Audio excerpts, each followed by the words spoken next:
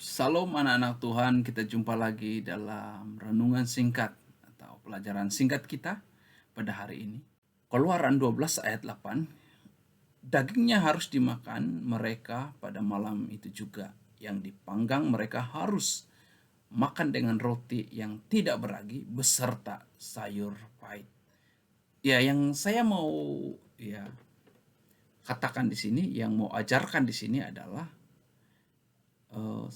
beserta sayur pahit. Sebab ada yang bertanya, kenapa makan sayur pahit? Ya, jadi kadang-kadang ada yang tanya. Jadi saya tergerak untuk sampaikan ini.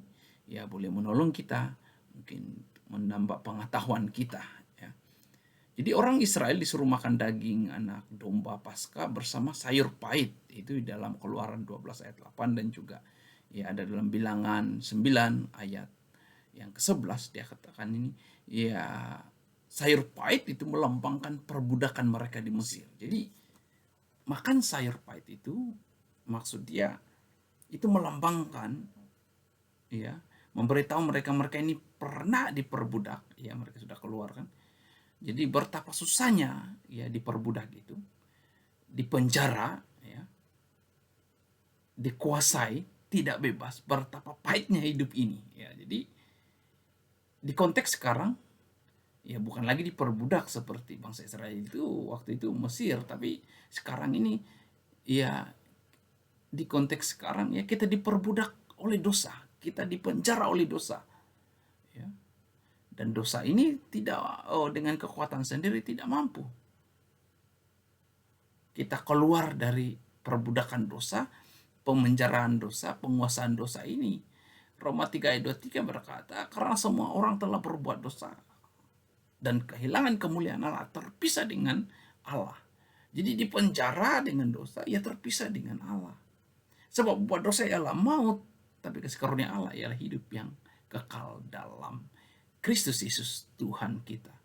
Jadi di konteks sekarang, ya sayur pahit itu memberitahu bahwa betapa pahitnya kita ini kalau kita masih dikuasai dosa, sebab ujungnya adalah kematian, bukan kehidupan kekal.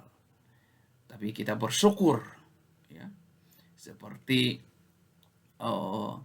bangsa Israel, mereka mengadakan Paskah, ada pembebasan kepada mereka. Mereka makan sayur pahit itu memberitahu mereka pernah diperbudak, berarti diberitahu betapa pahitnya hidup ini apabila diperbudak. Dan di saat ini, di konteks sekarang, kita diperbudak oleh dosa, betapa pahitnya hidup ini, betapa susahnya hidup kalau kita dikuasai oleh dosa, dipenjara oleh dosa, diperbudak oleh dosa. Oleh itu, kita bersyukur.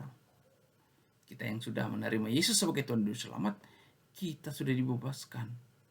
Kita sudah mempunyai kepastian kehidupan yang kekal. Bukan lagi upah maut, tapi hidup yang kekal. Kasih karunia Tuhan yang kekal kepada kita. Amin. Jadi puji Tuhan. Jadi bangsa Israel makan sayur pahit itu adalah ya melambangkan, memberitahu kepada mereka betapa pahitnya ya diperbudak ya. Jadi demikian rahmat kita bersyukur kita tidak memiliki hidup yang pahit karena kita sudah ditebus oleh Yesus dari dosa-dosa kita. Amin. Puji Tuhan.